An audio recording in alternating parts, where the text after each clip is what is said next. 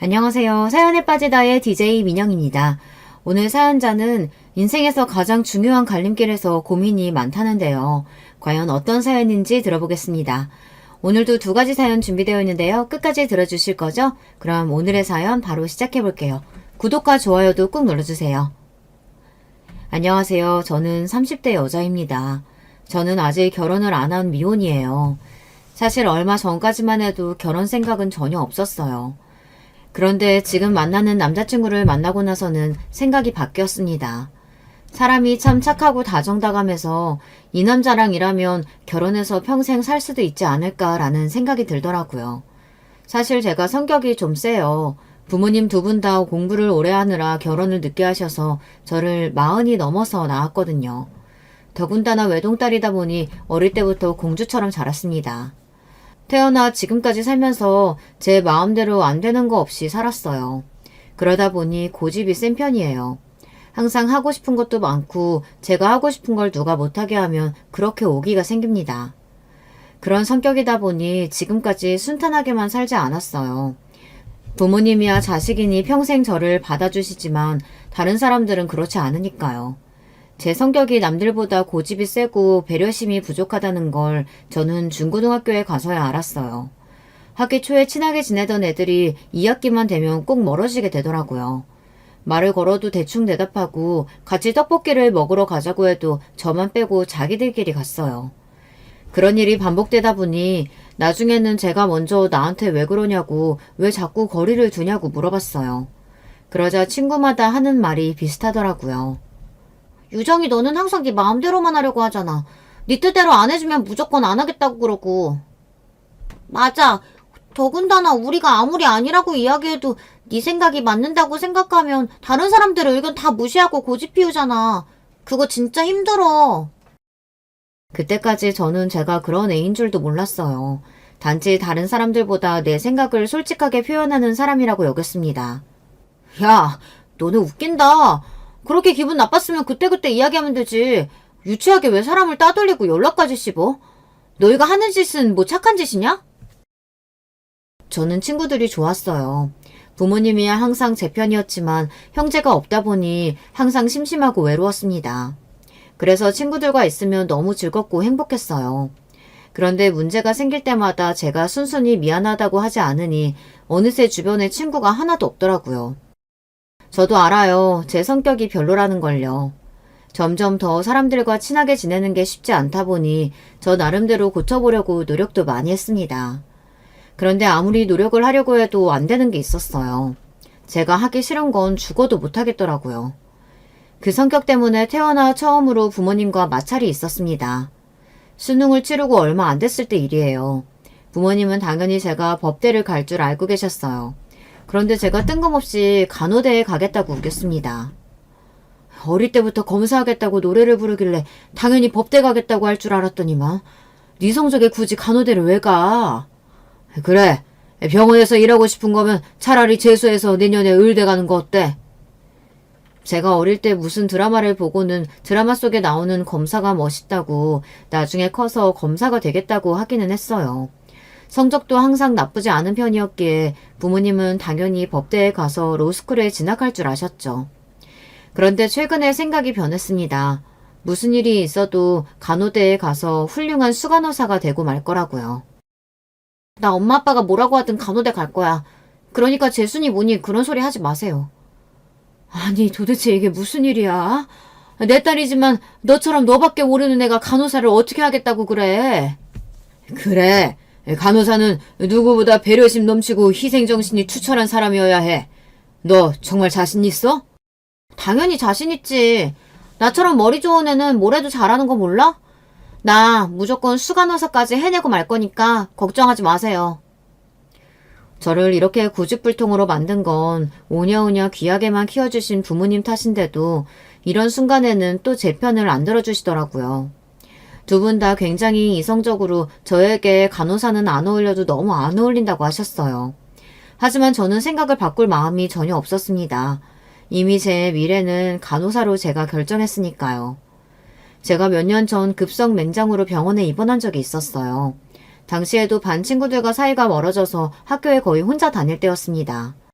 그런데 아침부터 아랫배가 슬슬 아프기 시작하더니 점심 먹으러 학교 식당으로 가는 길에 도저히 견딜 수 없어 그대로 쓰러지고 말았어요. 당시에 저는 항상 혼자 다닐 때라 바로 도와주는 친구가 없어서 한참을 그대로 방치되어 있었어요. 그러다가 지나가던 선생님들이 저를 발견해서 그대로 병원으로 보내졌습니다. 그때 급하게 맹장 수술을 받고 통증이 너무 심해서 병원에 일주일이나 입원했었는데요. 그때 저를 많이 도와주신 분이 병원 수간호사 선생님이었어요. 부모님 두 분 다 워낙 바쁘셔서 병원에 같이 있어 주실 수가 없었는데요.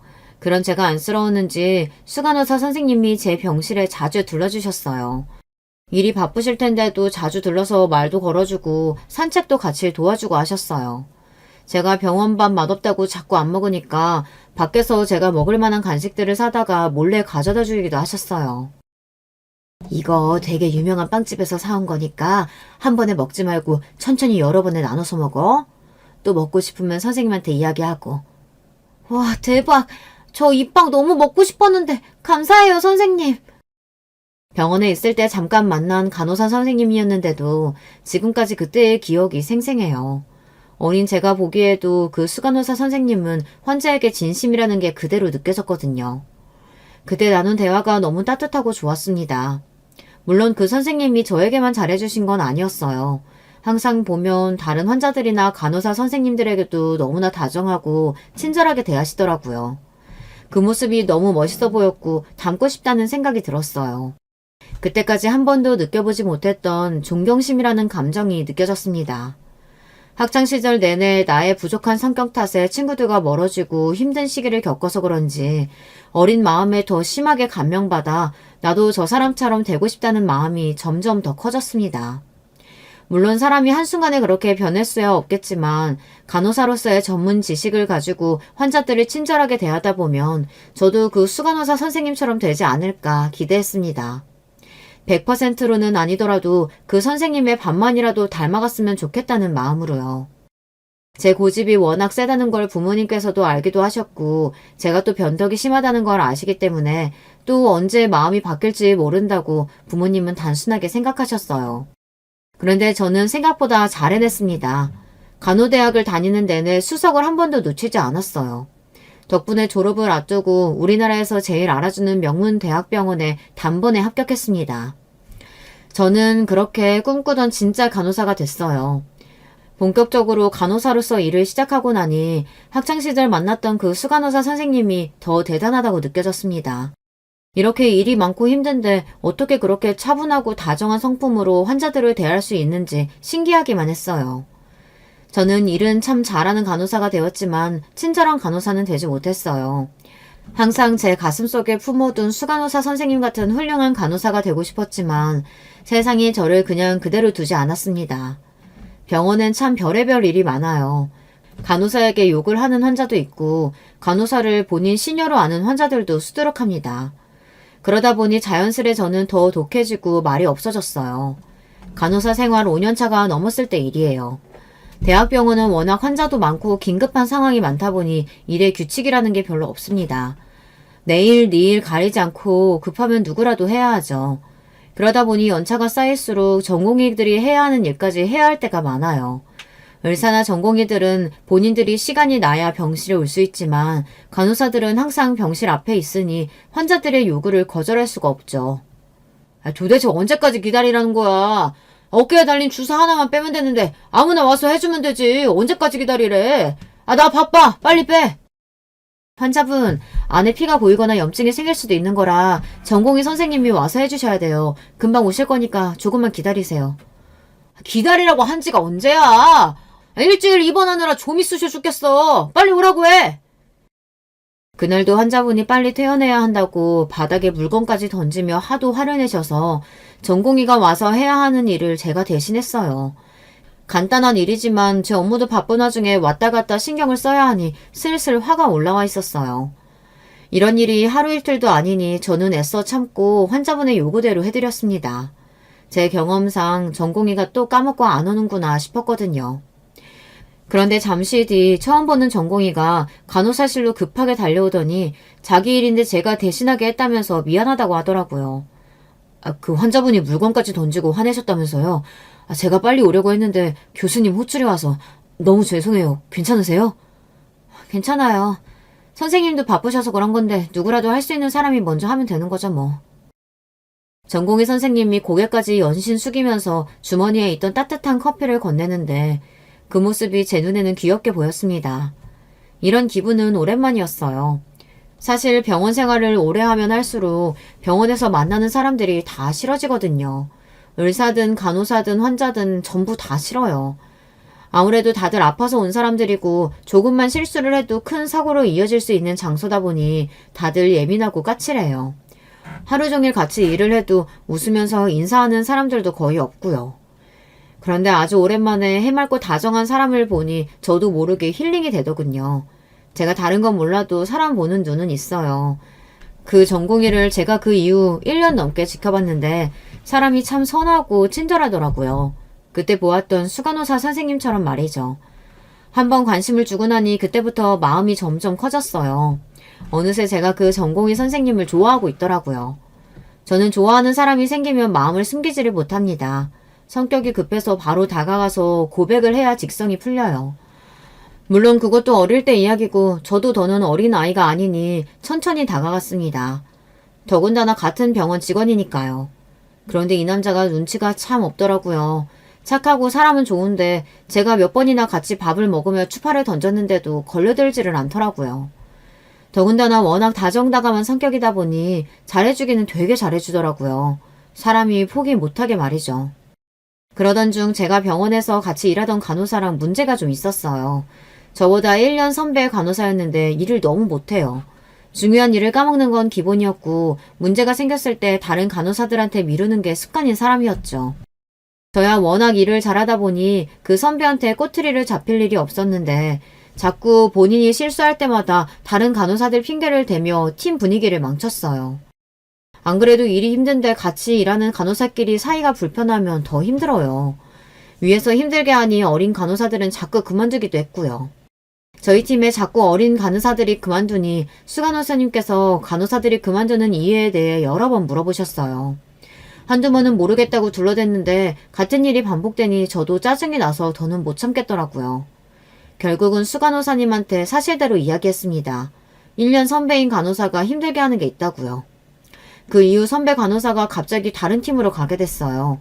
저는 잘 됐다 싶었는데 제가 수간호사님께 이야기하는 걸 선배가 알게 돼서 저에게 다짜고짜 따지더라고요.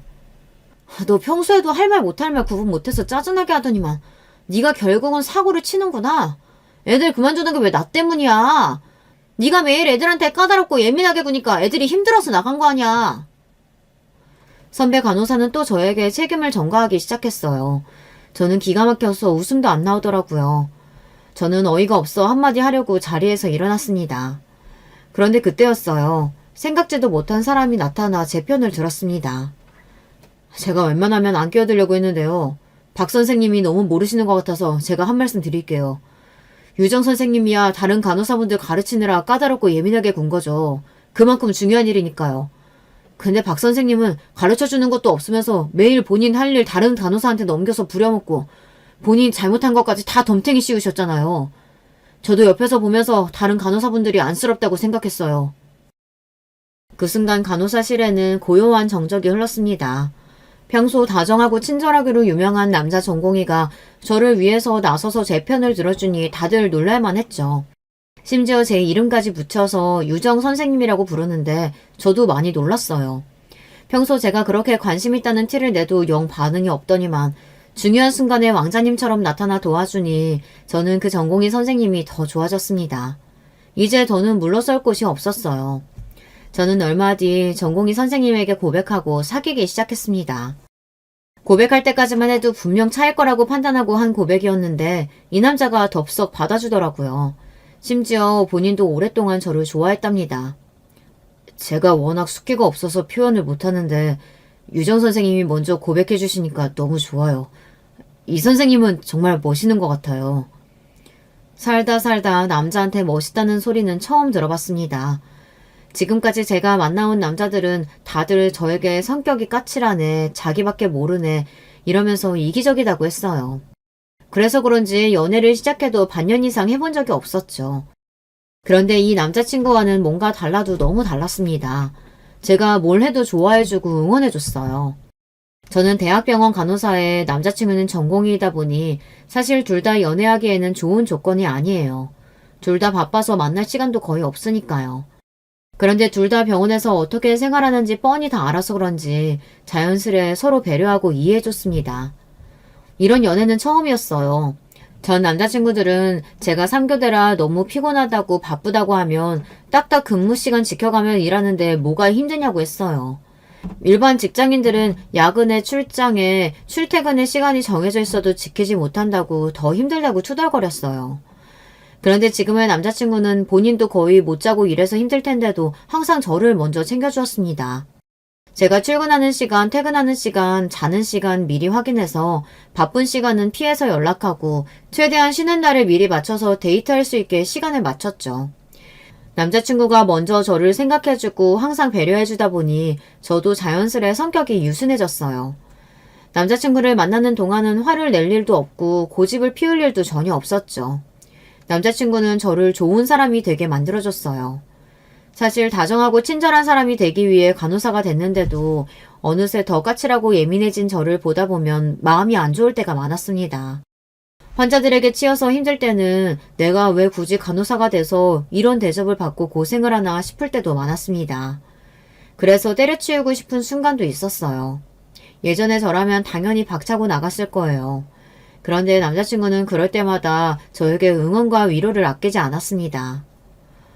사실 나도 의사만 되면 모든 게 다 끝날 줄 알았는데 이렇게 힘들 줄 몰랐어. 그래서 매일 울면서 그만둬야 하나 고민했었는데 그때 자기를 만나게 된 거야. 또 할 일 까먹어서 교수님께 욕먹겠다 했던 순간 자기가 영웅처럼 나타나서 도와줬잖아. 거기다가 나한테 짜증낼 수도 있는 상황이었는데도 자기는 별일 아니라는 듯이 싫은 내색도 안 하고. 그때 내가 자기 보면서 저렇게 힘든데도 멋있게 일하는 사람이 있구나 싶어서 많이 배웠다니까. 남자친구의 말을 듣는데 저는 하마터면 눈물이 날 뻔했습니다. 누군가에게 제 모습이 멋있고 좋게 보였다는 게 이렇게 위로가 될 줄 몰랐어요. 지난 시간 동안 고생한 세월이 다 보상받는 느낌이었습니다. 예전에 제가 병원에서 만났던 수간호사님께 느꼈던 기분을 다른 사람이 저에게 느꼈다고 생각하니 너무 좋더라고요. 남자친구 덕분에 저는 기운을 차렸어요. 그리고 어느새 제가 누구보다 제가 하는 일에 대해 좋아하고 있다는 사실을 깨달았습니다. 제가 친절하고 다정한 간호사는 아니었지만 정확하고 꼼꼼한 간호사라는 건 장담해요. 그리고 간호사를 힘들게 하는 환자도 많지만 좋은 분들도 많이 만나기도 하고요. 간호사복을 입고 하루 종일 온몸의 긴장감을 꽉 조이고 일하는 것도 좋고 환자들이 많이 좋아져서 퇴원할 때마다 저에게 고맙다고 하는 말도 말로 설명할 수 없을 정도로 희열감이 들었습니다. 저는 남자친구를 만나는 동안 점점 더 좋은 방향으로 성장할 수 있었어요. 그리고 성격도 전보다 많이 온순해지는 것 같았어요. 남자친구는 참 변함이 없는 사람이었어요. 정경이 때야 사람이 착하고 순할 수 있습니다. 그런데 제가 병원에서 지켜본 바에 의하면 전문의가 되면 다들 달라졌어요. 그전까지는 모르는 게 많아서 어리바리했던 의사들도 전문의가 되고 나면 간호사들을 은근 무시하고 아는 척하는 게 있거든요. 그런데 남자친구는 그렇지 않았습니다. 병원에서도 친절하고 좋은 의사로 유명했어요. 그러다 보니 저는 남자친구를 볼 때마다 제가 어디 가서 이런 남자를 또 만날 수 있을까 매일 생각했습니다. 저는 자연스레 결혼 생각이 들었어요. 비혼이나 다름없었던 저였는데 이런 남자친구와의 결혼이라면 행복하게 살 수 있을 것 같았죠. 그런데 세상에 쉬운 일이란 없었습니다. 남자친구와의 결혼에 걸리는 게 딱 한 가지 있었어요. 바로 시어머니였습니다. 연애를 처음 시작했을 때부터 마음에 좀 걸리는 게 있었어요. 남자친구처럼 다정한 사람이 어머니 이야기만 나오면 입을 꾹 다물더라고요. 처음엔 별일 아니겠거니 하고 그냥 넘어갔는데 만나면 만날수록 남자친구와 어머니 사이에 문제가 있는 것 같더라고요. 한 번은 이런 적이 있었어요. 남자친구와 제가 오랜만에 쉬는 날이 겹쳐서 여행을 갔어요. 1박 2일로 간 건 처음이라 둘 다 신나 있었습니다. 그런데 숙소에 도착할 때쯤 남자친구에게 전화가 걸려왔어요. 핸드폰 화면을 보니 남자친구의 어머니였습니다. 그런데 남자친구가 전화를 안 받더라고요. 저는 신경이 쓰여서 왜 전화를 안 받느냐고 물었습니다. 그러자 남자친구가 하는 말이 놀라웠어요. 어머니는 나 여행 온 거 모르시거든. 그냥 일하는 줄 알아. 우리 집에서는 있을 수 없는 일이라 신기했습니다. 저희 부모님은 제가 친구랑 밥만 먹고 들어와도 누구랑 먹었냐, 뭘 먹었냐 꼬치꼬치 물으시는데 남자친구 어머님은 같이 사는 아들이 여행 간 것도 모른다는 게 신기했죠. 이런 이야기하기 창피한데 내가 여자친구랑 여행 온 거 알면 우리 어머니 난리치실 거야. 의사대래가 연애는 무슨 연애냐고. 아무리 그래도 1박 2일 여행인데 미리 말씀드려야 하는 거 아닐까? 말해봐야 좋은 소리 못 들을 텐데 뭐하러 이야기하겠어. 우리 어머니는 내가 병원 쉬고 여행 갔다는 것보다 차라리 못 쉬고 밤새도록 일했다는 이야기를 더 좋아하실 거야. 남자친구의 이야기를 듣는 내내 저는 공감이 안 돼서 혼났어요. 30이 넘은 아들이 연애하는 게 도대체 뭐가 문제인가 싶기도 했고 매일 병원에서 일하느라 힘든 아들이 여행 좀 가는 게 어떤가 싶기도 했습니다. 저는 의아해서 남자친구에게 의사는 연애도 하면 안 되는 거냐고 물었습니다. 그러자 남자친구가 우물쭈물 하더니만 자신의 어머니에 관한 이야기를 하더군요. 남자친구 말이 어머니께서 굉장히 무섭고 엄하시대요. 나 학교 다니는 내내 새벽 2시에 자고 5시에 일어나서 공부했어. 안 그러면 어머니가 밥도 안 주고 주말에 몰래 친구들이랑 영화라도 보고 들어오면 핸드폰이 부서지기도 했었거든.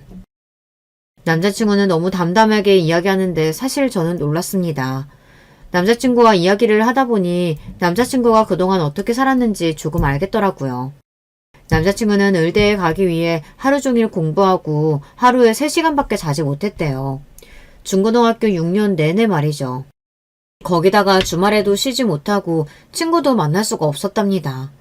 너무 답답해서 잠깐이라도 친구들이랑 놀고 오려고 하면 어머니께서 절대 안 된다고 하셨대요.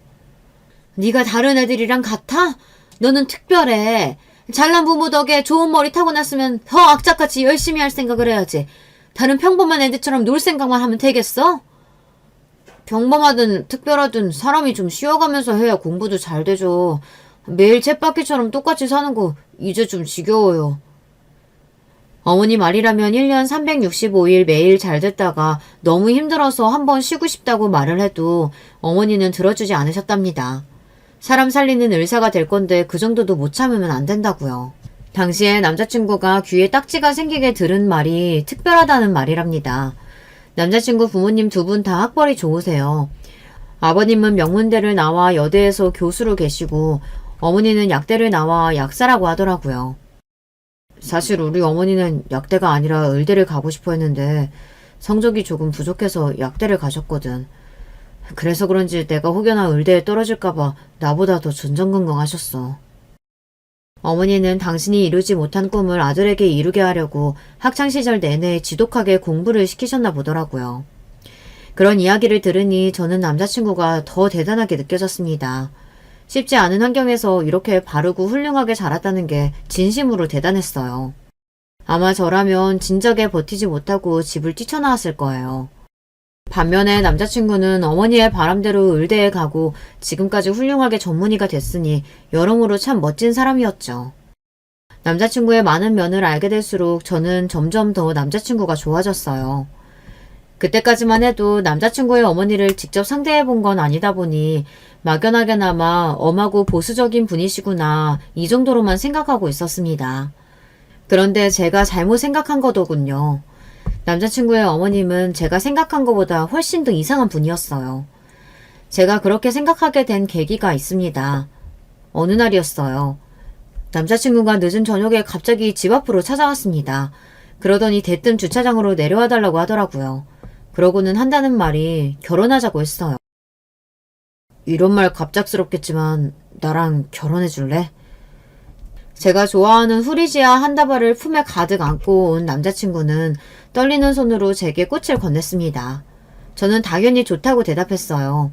남자친구를 만나는 동안 내내 기다리던 순간이니까요. 그때까지만 해도 저는 단순히 프로포즈를 받은 것 정도로만 생각했습니다. 그런데 이게 단순한 일이 아니더군요. 프로포즈를 받은 날 밤 차 안에서 남자친구와 이야기를 나누는데 남자친구가 저에게 굉장히 조심스럽게 말을 꺼내더라고요. 잔뜩 긴장한 얼굴로 말이죠.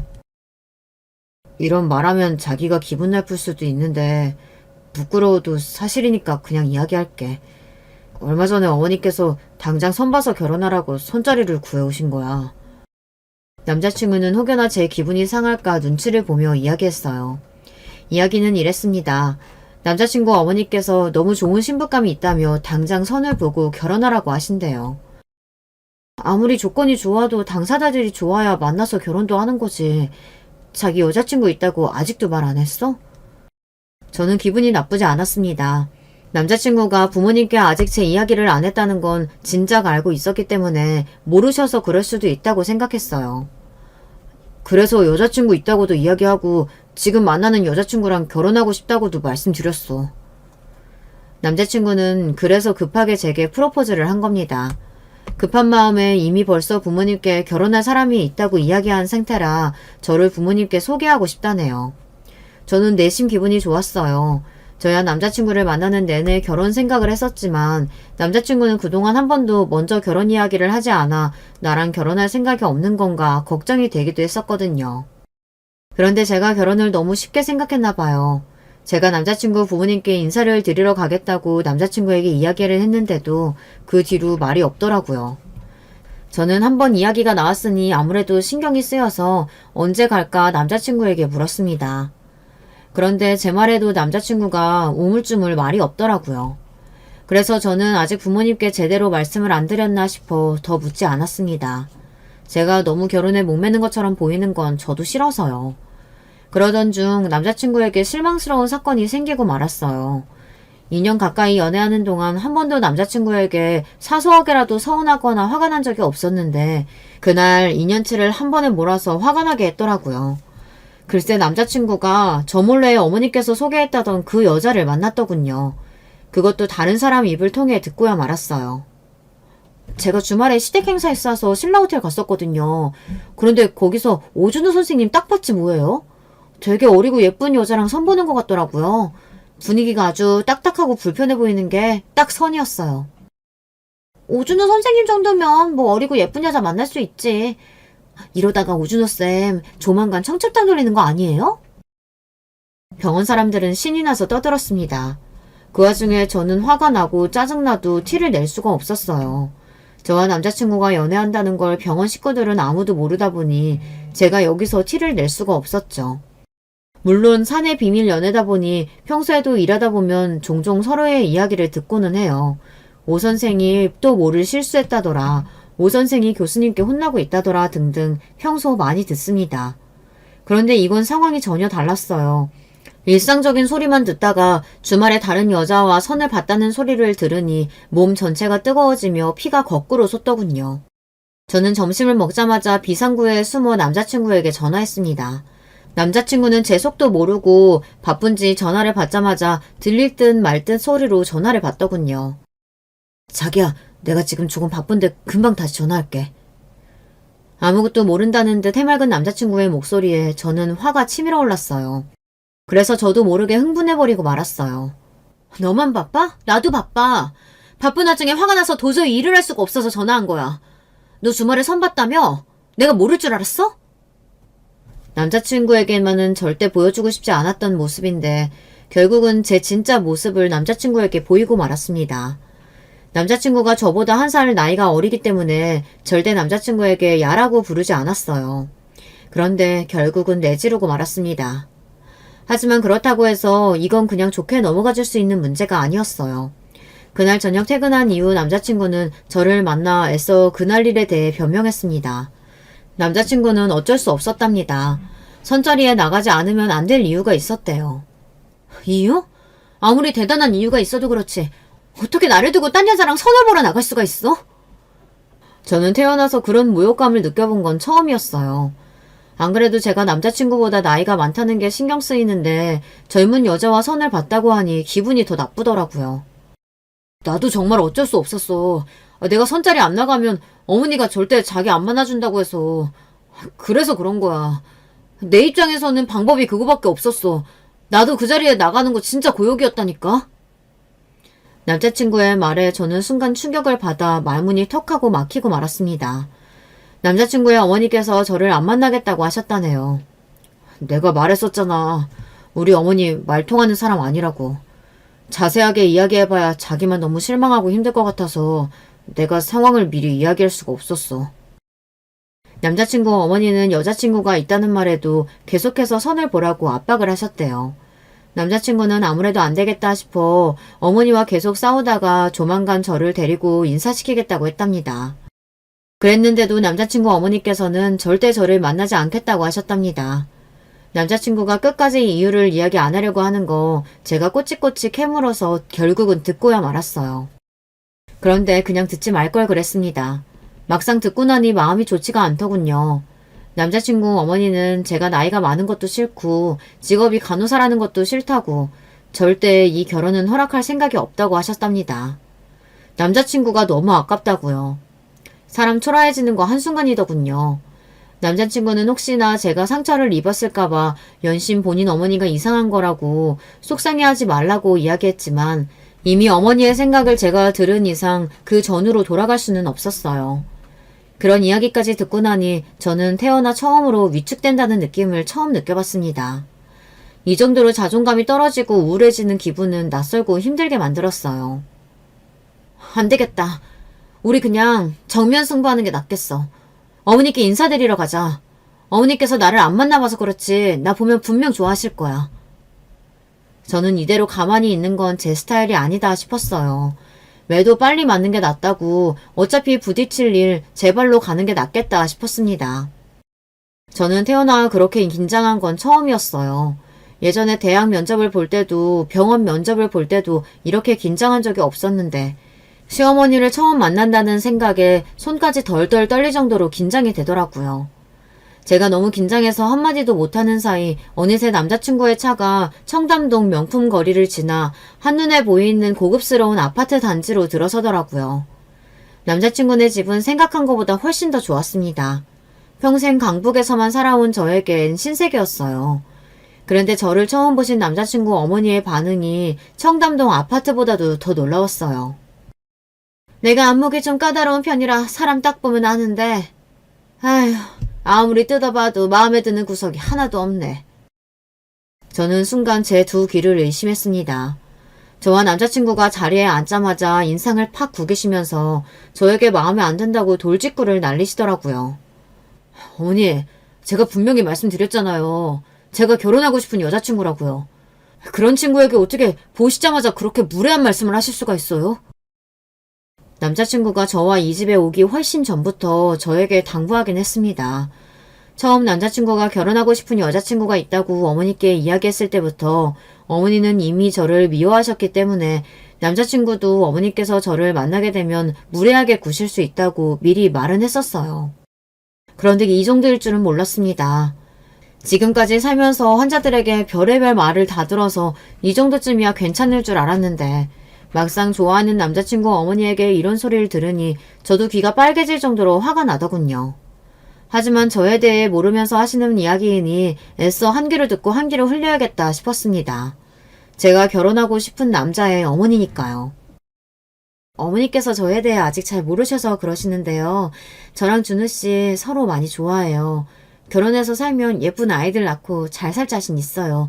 그러니까 조금만 더 지켜봐달라. 예쁘게 연애하는 모습 어머님도 보시다 보면 자연스레 저를 좋아하게 되실 거라 이런 이야기를 하려던 참이었습니다. 그런데 남자친구의 어머님은 그새를 참지 못하고 제 말을 자르시더군요. 그러더니 한층 격앙된 목소리로 저에게 화를 냈어요. 그러더니 하시는 행동이 기가 막혔습니다. 생긴 건 안 그렇게 생겨서는 네가 아주 여우가 따로 없구나. 아주 오늘 우리 집에 작정하고 왔네 왔어. 어디 간호사 주제 감히 우리 의사 아들을 넘봐? 너 넘치도 없니? 순식간에 자리에서 벌떡 일어난 어머님께서 갑자기 제 머리끄댕이를 잡고 마구 흔들었어요. 저는 태어나 난생 처음 겪는 상황에 너무 당황해서 어머니의 손에 끌려다녔습니다. 내가 웬만하면 전작해 이야기하고 보내주려고 했는데 이게 아주 보통이 아니네. 나는 죽었다 깨어나도 너 같은 며느리 볼 생각 없으니까 이 딱지고 저리 꺼져. 내 아들 옆에서 떨어지라고. 너무도 순식간에 일어난 일이라 저도 너무 당황했어요. 역시나 놀란 남자친구가 어머니의 허리를 잡아 밀어내지 않았더라면 저는 그대로 머리털이 다 뽑히고 말았을 거예요. 그 순간 너무 억울하고 어이가 없어서 저도 눈이 번쩍 뜨이더군요. 저는 순간 날카로워진 눈매로 어머니를 쏘아봤어요. 이런 아줌마가 어떻게 남자친구처럼 좋은 사람의 어머니일 수 있는지 이해가 안 돼서요. 저는 화가 나도 너무 나서 숨까지 벅차올라 씩씩거렸습니다. 그리고 순간 결혼이고 뭐고 이 아줌마의 콧대를 꺾어버리자 싶더군요. 나에 대해서 잘 알지도 못하면서 이렇게 선 넘으시면 앞으로 어쩌시려고 이래요? 제 말에 남자친구 어머님의 얼굴도 뜨겁게 타오르더군요. 뭐야? 이 버리장머리 없는 년이? 어디서 가면 큰 소리야? 내가 너 같은 년 때문에 책임을 지긴 뭘 져? 이때다 싶어 저는 허리를 곧게 펴고 남자친구 어머님을 똑바로 마주하고 섰습니다. 그리고 지금까지 꾹 참고 있었던 말을 뱉어버렸어요. 제가 어머님 부담스러우실까봐 이런 말까지는 안 하려고 했는데 말씀드려야겠네요. 제가 간호사이긴 한데 우리 병원 병원장이 바로 우리 아버지예요. 이제 좀 아시겠어요? 남자친구에게조차 말하지 않았던 사실을 끝내 제가 이야기하고 말았습니다.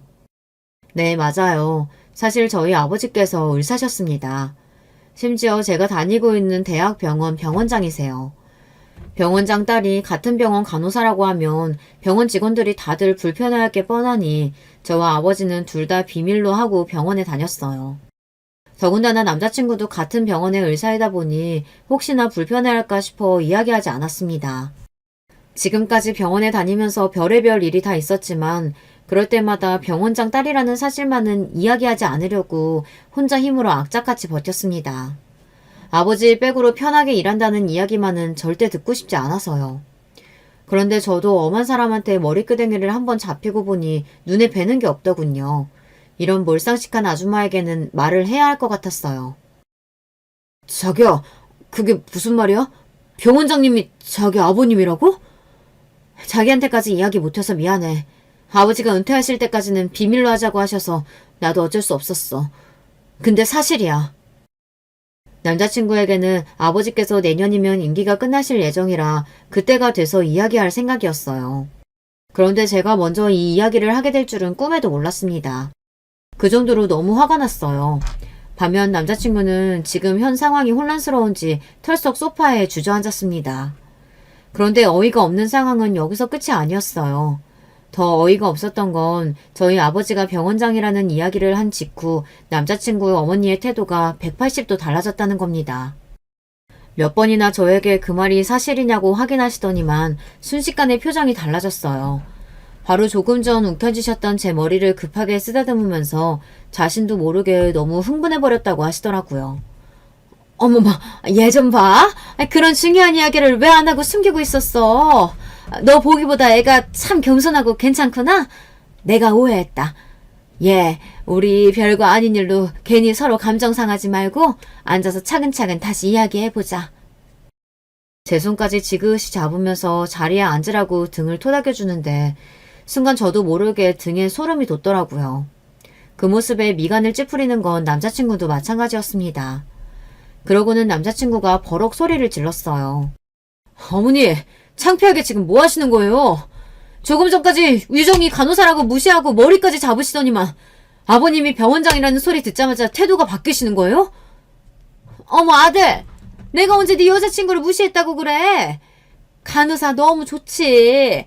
의사 남편이랑 간호사 아내 나중에 개업하면 같이 일도 하고 얼마나 좋아? 그치 유정아? 아참, 아버님은? 은퇴하시면 어떻게 하실 생각이시니? 따로 병원 개업하실 생각은 없고? 이런 말 제 입으로 하고 싶지 않지만 정말 살다 이런 분은 처음 봤습니다. 병원에서 일하면서 별의별 사람들을 다 만나봤다고 생각했는데 제가 만나본 사람들은 양호한 거였어요. 명색이 명문대 약대를 나와 약국까지 운영하신다는 분이 어쩜 저렇게 뻔뻔할 수가 있는지 모르겠습니다. 조금 전 저에게 하신 행동은 까마득하게 잊으신 건지 아무렇지 않은 얼굴로 저희 아버지의 안부까지 물으시고 병원장 자리에서 은퇴하시면 어떻게 하실지까지 물으시더라고요. 저는 진심으로 너무 당황해서 말문이 막히고 말았습니다. 내가 첫 만남에 왜 이런 질문까지 하냐면 사실 내가 지금 운영하는 약국 건물이 원래는 전체가 다 병원 건물이거든. 근데 이번에 건물주가 병원을 팔아버린다고 해서 나도 나가야 하나 고민하고 있던 상황이야. 너희 결혼하면 사돈께서 우리 건물을 좀 사면 어떨까 싶은데. 그 건물에 우리 아들 병원도 좀 개업하고. 기가 찬다는 말이 바로 이런 경우를 두고 하는 말인가 봅니다. 저는 정말 조금 전 제 머리끄댕이를 잡았던 그 사람이 이 사람이 맞나 의문이 들 정도였어요. 바로 몇 분 전까지만 해도 저에게 적대감이란 적대감을 다 표현했던 사람이 어떻게 이렇게 한순간에 돌변해서 우리의 미래까지 마음대로 정할 수 있는 건지 믿을 수가 없었습니다. 어머, 이름이 유정이라고 했나? 너 지금 자세히 보니까 얼굴에서 빛이 난다, 얘. 아유, 역시 있는 집 애들은 이것저것 치장 안 해도 기티가 잘잘 흐르는구나? 태어나서 이런 사람은 처음 봤습니다. 제게 가까이 다가와 제 얼굴까지 어루만지더니 저더러 있는 집 자식에게 티가 난다네요. 그 표정이 얼마나 괴상하고 웃긴지 저도 모르게 웃음이 튀어나왔어요. 너무 어이가 없어서 배가 다 아프더라고요. 그때였어요.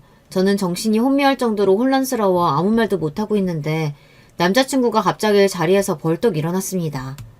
그러더니 평소와는 전혀 다른 모습으로 어머니에게 소리를 지르며 화를 냈어요. 저 지금까지 어머니 아들로 살면서 많이 힘들어도 꾹 참으며 버텼어요. 제가 의대에 가고 의사가 되면 어머니도 변하실 거라고 기대하면서요.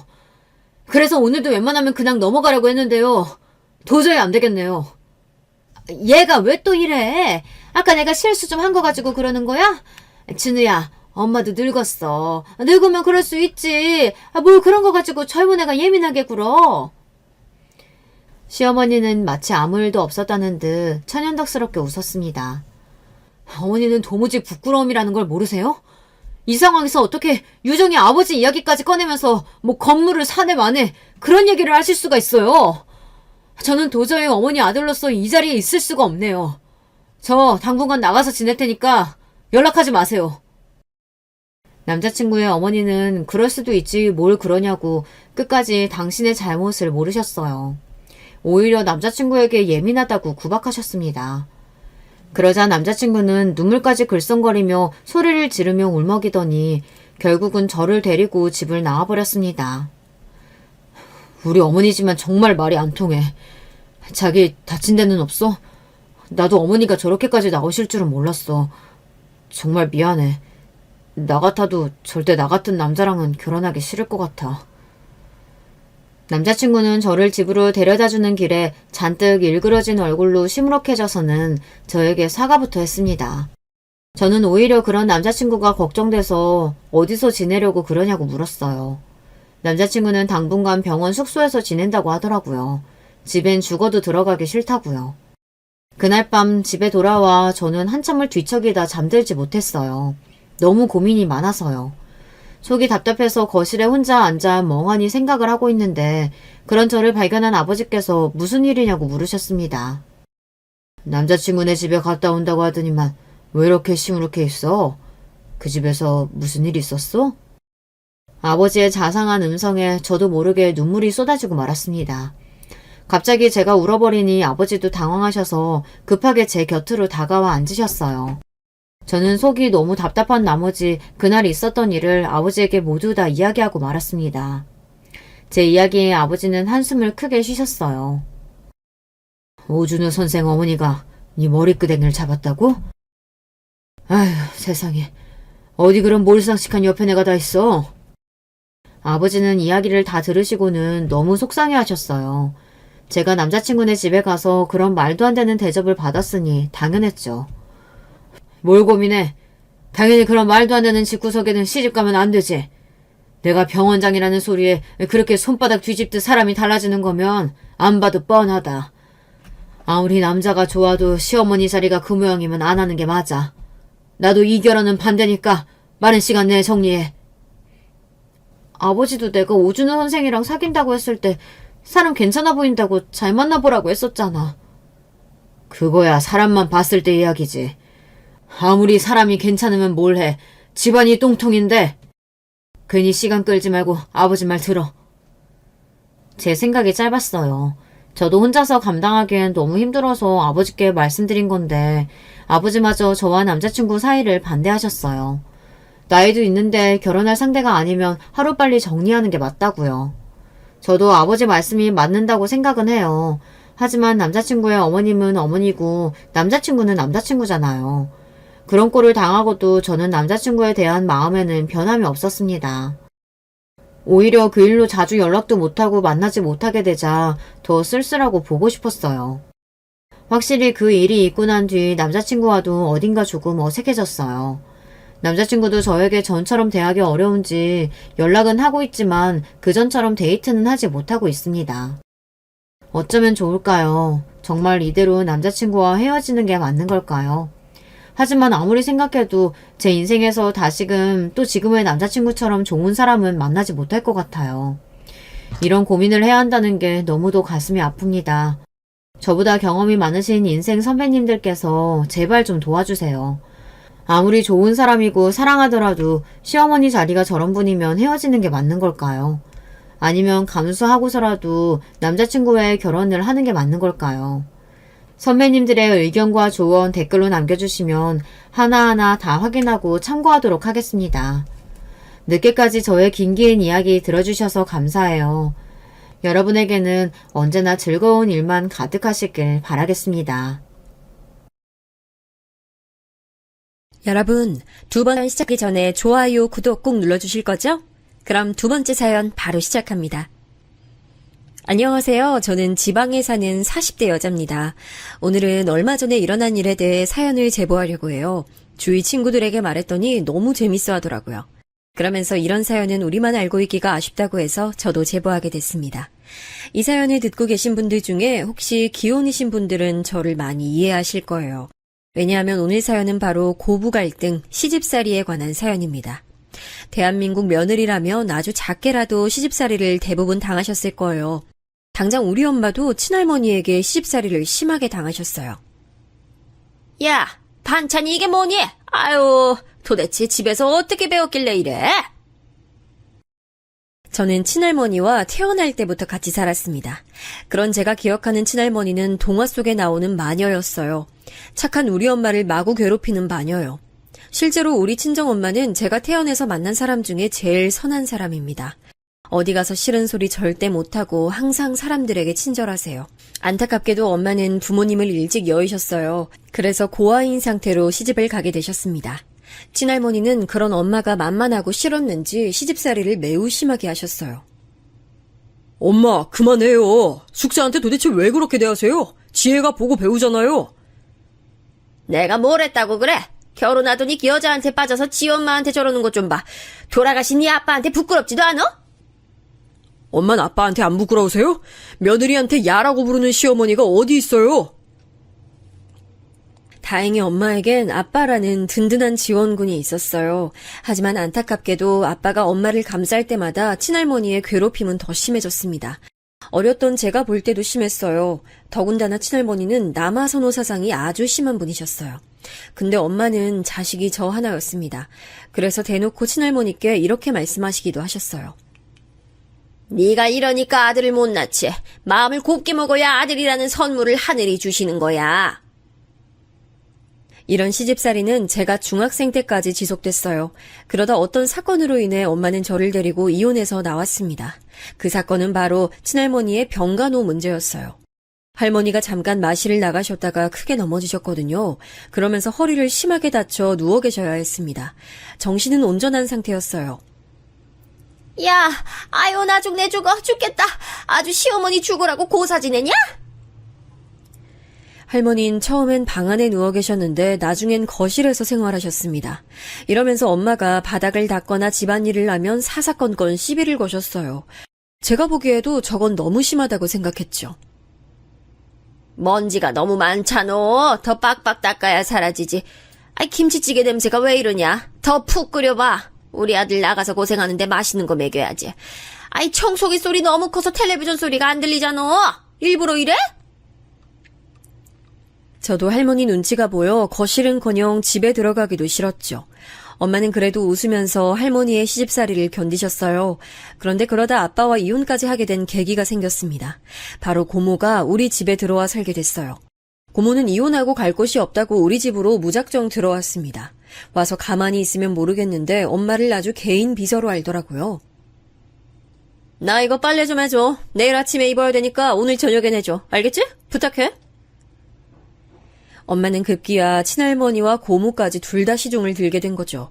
고모와 할머니는 둘이 같이 엄마를 얼마나 괴롭혔나 몰라요. 엄마가 요리하면 그 요리가 짜다, 맛이 없다 혹평하고 청소하면 더 닦으라고 하고 이런 일이 매일 있었습니다. 엄마는 이 과정에 더 참다간 본인이 병이 나게 생겼다고 아빠에게 이혼을 요구했죠. 사실 아빠와 엄마는 사이가 좋으셨어요. 두 분의 관계는 문제가 없었는데 고부 갈등이 유독 심했죠. 고모가 들어와서 엄마와 마찰이 있을 때도 아빠는 나서서 도와주셨거든요. 물론 악효과가 나긴 했지만요. 숙자야, 이혼해도 우리 연락은 계속하고 살면 안 될까? 지혜도 아빠가 필요한 상황이 분명 있을 거야. 제발, 우리 엄마랑 누나가 너한테 시집살이 시킨 건 나도 너무 미안해. 나도 당신 아직 사랑하는데 더는 안 되겠어. 지혜 데리고 당신 모르는 곳으로 가서 살래. 내 새 인생 존중해줘. 그렇게 저는 엄마를 따라 낯선 지역으로 이동했습니다. 엄마는 친정이 없어서 아무 연고가 없는 지역에서 새로운 인생을 시작하셨어요. 너무 멀리 떨어지지 않는 바다가 보이는 지역으로 이동하게 됐습니다. 처음 엄마 손을 잡고 도착했을 땐 굉장히 기뻤어요. 친할머니와 고모를 더 보지 않아도 되니까요. 그런데 그건 제 착각이었습니다. 그 지역은 외지인에 대한 텃세도 심한 편이었어요. 새로운 얼굴인데? 남편은 어디 가고 애랑 둘이 왔어? 무슨 사연이 있나? 엄마랑 시장에 가서 과일을 사려고 해도 저런 말을 들었어요. 하필이면 친정엄마가 좀 어린 나이에 저를 낳으셨거든요. 외모도 상당한 편이라 누가 보면 언니인 줄 알았을 정도였죠. 원래 바닷가가 텃세가 심하다고 하잖아요. 엄마는 거기서 정착하느라 고생을 꽤 하셨어요. 처음 도착했을 땐 형편이 좋지 않아 여관에서 지냈거든요. 그러다 엄마가 생선 다듬는 일을 하고 몇 달 후엔 어느 집에 반지하 셋방으로 들어가게 됐습니다. 예, 넌 뒷문으로 다니라고 했잖아. 여기 우리 주인 가족이 다니는 길이야. 아, 네, 죄송합니다. 형석이가 저한테 놀러 오라고 해서. 뭐? 너 내 아들하고 다니지 마. 어린애가 벌써부터 반란 까져서 남의 집 3대 독자를 꼬셔? 집주인 아주머니는 굉장히 깐깐하신 분이셨어요. 집주인 집에 저랑 동갑인 형석이라는 남자아이가 있었거든요. 저는 이사와서 학교에서 적응을 잘하고 있지 않았습니다. 그래서 그래도 안면을 튼 형석이와 가깝게 지냈어요. 제가 엄마 말고 유일하게 의지한 사람도 형석입니다. 근데 집주인 아주머니는 제가 형석이와 같이 다니는 걸 너무나 싫어하셨죠. 급기야 나중엔 우리 엄마한테도 말을 꺼내셨어요. 내가 사정이 딱해서 받아줬는데 그렇다고 딸이 우리 집 아들하고 친하게 지내라는 말은 아니었어요. 네? 알아들었죠? 아유, 네, 죄송합니다. 제가 지혜한테 말할게요. 저는 엄마가 저렇게 집주인 아주머니에게 죄송하다고 하는 상황이 너무 싫었어요. 그래서 그 뒤로 형석이가 말을 걸어도 모른 척했죠. 지혜야, 왜 자꾸 나 무시해? 우리 엄마 때문에 그런 거야? 형석아, 네가 그러면 나 불편해. 우리 엄마 몰래 놀면 되잖아. 나 피하지 마. 형석이는 제가 피할수록 제게 다가왔어요. 하지만 저는 제가 형석이와 가깝게 지내면 우리 엄마가 불편한 상황이 오니까 같이 얘기하기가 싫었습니다. 그렇게 학창시절 내내 형석이를 피했어요. 말을 걸려고 하면 아예 등을 돌리고 도망가곤 했죠. 아예 고등학교는 집하고 멀리 떨어진 여고로 진학하기까지 했어요. 다른 집으로 이사가고 싶어도 형석이네 집이 제일 월세가 저렴했어요. 돈이 없어서 다른 곳으로 갈 수도 없었죠. 그렇게 저는 성인이 됐는데 대학에 가진 않았습니다. 당장 돈이 없어서 공부는 꿈도 꾸지 못했고 공부도 못했어요. 가정 형편이 안 좋으니 사교육을 받을 수도 없었고 냉정하게 제가 공부에 재능이 있지도 않았습니다. 반면 형석이는 국립대학교에 전액 장학생으로 입학하게 됐어요. 우리 아들이 똑똑해서 전액 장학생으로 입학하잖아. 얜 어렸을 때부터 말썽도 안 피우고 얼마나 대견한지 몰라. 내가 만약 우리 아들 안 낳았으면 어쩔 뻔했어? 집주인 아주머니는 틈만 나면 지나가는 사람을 붙잡고 아들 자랑에 빠졌어요. 그렇게 형석이는 대학에 갔고 저는 동네 미용실에 취직하게 됐습니다. 고등학교 때 미용 기술을 배워서 금방 적응할 수 있었어요. 엄마는 시장에서 생선 다듬는 일을 계속하셨습니다. 엄마도 저도 돈을 버니까 이제는 남의 집 새빵살이가 아니고 우리 집을 구할 수 있었어요. 엄마, 드디어 우리도 우리 집이 생긴 거야? 나 너무 기뻐. 우리 지혜가 성인 되자마자 취직해서 그렇지. 이제 결혼만 하면 딱이다. 무슨 결혼이야. 나 엄마랑 평생 살 거야. 내가 엄마 끝까지 책임질 거야. 실제로 저는 결혼 생각은 전혀 없었어요. 엄마가 중학생이었던 저를 책임졌던 것처럼 저도 엄마를 끝까지 책임지려고 했죠. 성인이 되고 제 인생엔 조금씩 변화가 찾아왔습니다. 일단 제일 중요한 일부터 말씀드리면 아빠가 저를 찾아오셨어요. 어서 오세요. 아빠. 지혜야, 우리 지혜 맞구나. 내가 얼마나 찾았는지 몰라.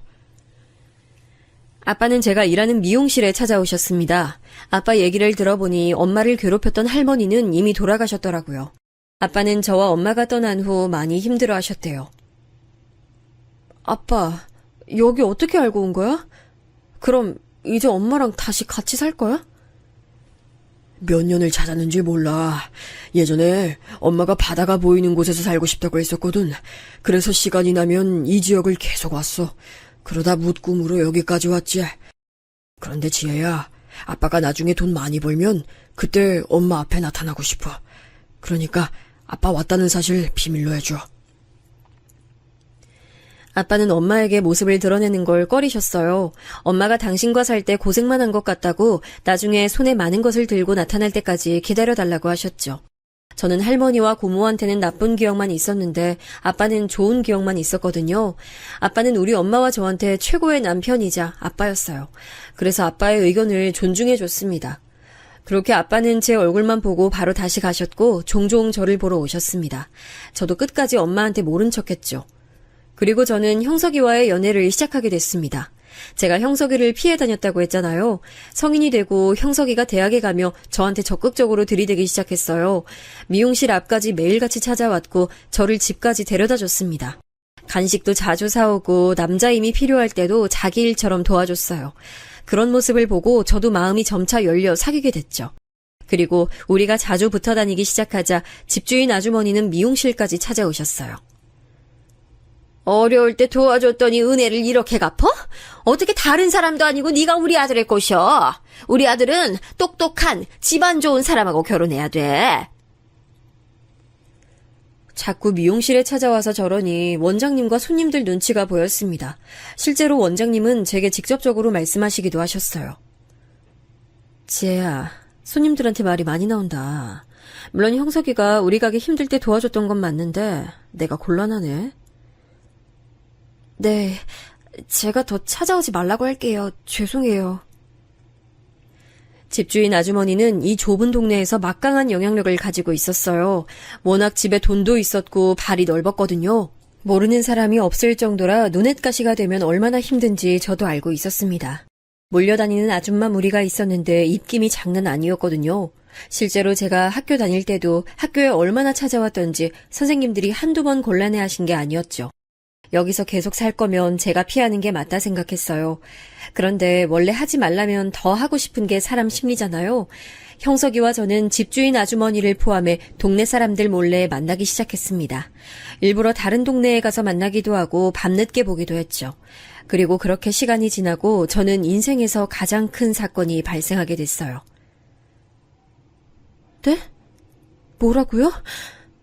선생님 다시 봐주세요. 그럴 리가 없어요. 말도 안 돼. 다시 봐도 맞아요. 지금 임신 4개월이에요. 왜 지금까지 안 왔어요? 이 정도면 임신 증상 있었을 텐데. 아무튼 4개월 맞아요. 제가 원래 몸이 좋지 않아 생리를 건너뛰는 일이 많았거든요. 그리고 임신 초기 증상도 그냥 피곤해서 그런 줄 알았어요. 그때 당시 미용실도 바빠서 단순히 체력 문제인 줄 알았죠. 너무 놀란 마음에 엄마한테 말도 못하고 바로 형석이에게 말했습니다. 지혜야, 결혼하자. 난 우리 아기 절대 못 지워. 내가 책임질게. 마침 나도 이제 곧 졸업하니까 우리 같이 살자. 우리만 좋다고 될 게 아니잖아. 어른들 반대는 어떡해? 우리 엄마는 내가 설득한다고 해도 너네 엄마는 나 벌써 무서워. 그건 내가 알아서 할게. 우리 엄마 나한텐 꼼짝 못하는 거 알지? 내가 세게 나가면 될 거야. 너무 걱정하지 마. 형석이는 초조해하는 저를 달래줬어요. 초산이기도 했고 어렸던 저는 배가 그렇게 나오지 않았거든요.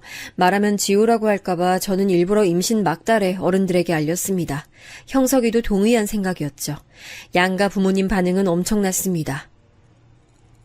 아니 지혜야, 이게 무슨 소리야? 갑자기 임신이라니? 아니 막달이라니? 그러면 다음 달에 아기를 낳겠다는 거야? 아니 나는 네가 형석이랑 만나는 건 알았는데 임신한 줄은 몰랐지. 너 아직 어려. 지워. 못 지워. 이미 막달인데 어떻게 지워. 그리고 나 이 애 키울 거야. 형석이랑 이미 얘기 끝났어. 나도 미용실에서 일하고 형석이도 곧 졸업하고 취직하면 키울 수 있어. 결혼이 장난이야? 넌 내가 그렇게 시집살이 당해서 이혼까지 했는데 아니 왜 지옥불에 네 발로 들어가려 해? 딱 봐도 너네 시어머니 될 사람 보통이 아니잖아. 엄마는 그런 집에 너 시집 못 보내. 아우 진짜 엄마 속상하게 할래? 장모님, 제가 책임지고 엄마 설득할게요. 아버지는 항상 제 편이니까 엄마는 제가 말 잘해볼게요. 절대 지혜한테 피해 안 가게 할게요. 형석이는 우리 엄마를 안심시키려고 노력했어요. 하지만 처음 시댁으로 인사 갔을 때 시어머니는 저에게 엄청난 반응을 보이셨습니다. 저도 자라면서 친할머니가 엄마를 괴롭히는 걸 봤잖아요. 비교하자면 우리 시어머니의 시집살이가 훨씬 심했습니다. 일단 첫 만남에서 시어머니는 제 옆에 있던 쿠션을 집어 던지셨어요. 엄마 왜 그래요? 그래도 제 아이 임신한 사람한테. 나가! 순진하고 똑똑한 내 아들 꼬셔서 키놓고 임신을 해? 내가 너 중학생 때부터 알아봤어. 내가 그럴 줄 알았으면 왜 네 엄마랑 너를 받아줬을까? 아유, 두야, 아유. 시어머니는 저를 향해 고래고래 소리 지르셨어요. 너무 놀라 눈만 동그랗게 뜨고 있던 저에게 쿠션을 던지고 나가라고 하셨죠. 시아버지와 남편이 말리지 않았다면 저는 시어머니의 발길질에 맞았을 거예요. 시아버지라고 저에게 환대하는 모습을 보인 건 아니었습니다. 하지만 시어머니의 반응이 너무 격렬해서 상대적으로 시아버지는 신경 쓰이지 않았어요. 그렇게 충격적인 첫 만남 이후로 시어머니는 이대로 가만히 두면 안 된다고 생각하셨나 보더라고요. 제가 일하는 미용실에 와서 회방을 놓기 시작했습니다. 가만히 있는 내 아들을 왜 꼬시냐고. 사장님은 직원이 그러는 거 알았어요? 우리 아들 3대 독자인 걸 알죠? 여기 마을 사람이면 모를 수가 없잖아. 아우 속 터져. 하루에도 몇 번씩이나 찾아와서 저렇게 회방을 놓으니 나중에 원장님은 제게 말씀하셨어요. 지혜야, 그만 나와줬으면 좋겠어. 자꾸 저렇게 찾아오니까 나도 손님들 보기가 좀 그렇네. 너도 곧 출산하면 어차피 일 못하니까 그래도 내가 월급은 조금 더 넣었어. 좋게 마무리하자. 원장님에게 나쁜 감정은 없었어요. 저 같아도 매일 저렇게 찾아오면 불편할 것 같았거든요.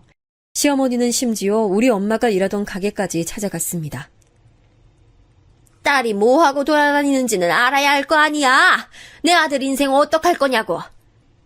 우리 엄마한테 왜 그러세요? 저한테 뭐라고 하세요? 원래 자식이 이상하면 부모가 욕먹는 거야. 네가 처신을 잘했어야지. 시장에 있던 모든 사람이 지켜볼 정도로 시어머니는 행패를 부리셨어요. 그런 모습을 보고 저는 이 아이를 낳아야 하나 생각이 들었습니다. 하지만 이미 때는 늦었더라고요. 막달이었고 아기는 금방 나올 기세였죠. 그렇게 저는 양가 반대 속에서 출산하게 됐습니다. 남아선호 사상이 심한 시댁 분위기 때문에 속으로 얼마나 아들을 바랐는지 몰라요. 그런데 태어난 아이는 딸이었습니다. 물론 저는 성별에 상관없이 제 자식이니 사랑스러웠어요. 아이를 낳으니 시아버지는 시댁으로 들어오라고 하셨습니다. 시어머니는 끝까지 반대했지만 시아버지가 들어오라고 하니 별 수 없었죠. 그리고 제 시집살이가 시작됐습니다. 네가 살림을 안 해와서 그런가? 정말 형편없다. 아이 먼지를 닦으랬더니 왜 먼지를 쌓이게 하는 거야? 출산한 지 얼마 되지 않아 몸도 회복하지 못한 상태로 저는 시댁의 집안일을 모두 다 해야 했어요. 시댁이 못 사는 편이 아니라 집이 컸거든요. 2층 집이었는데 그 집을 다 제가 청소해야 했죠. 엄마랑 단칸방에 살던 때는 청소라고 할 게 딱히 없었거든요. 그냥 쓰레기를 제때 버리고 청소기 밀면 끝이었어요. 근데 시댁 집안일은 끝이 없었습니다. 뭐 하나 끝나면 다른 게 기다리고 있었어요.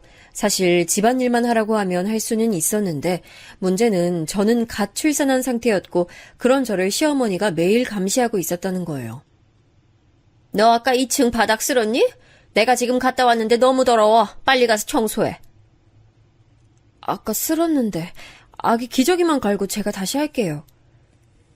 걔는 여자애라 그런가 왜 이렇게 예민하니? 맨날 빽빽 울기만 하고. 아유, 우리 아들은 어려서부터 참 순했는데 그런 거 보면 너 닮았나 보다. 시어머니는 저한테만 그러는 게 아니고 우리 딸도 싫어하셨어요. 대놓고 딸아이라 예민하다고 하며 울음소리만 들려도 싫어하셨죠. 나중엔 울음소리가 듣기 싫으니 방에서 아기를 데리고 나오지 말라고 하실 정도였어요.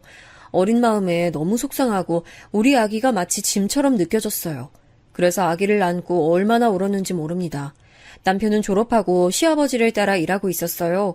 시아버지는 작은 사업을 하고 계셨거든요. 그 사업을 물려받겠다고 열심히 일을 배우고 있었죠.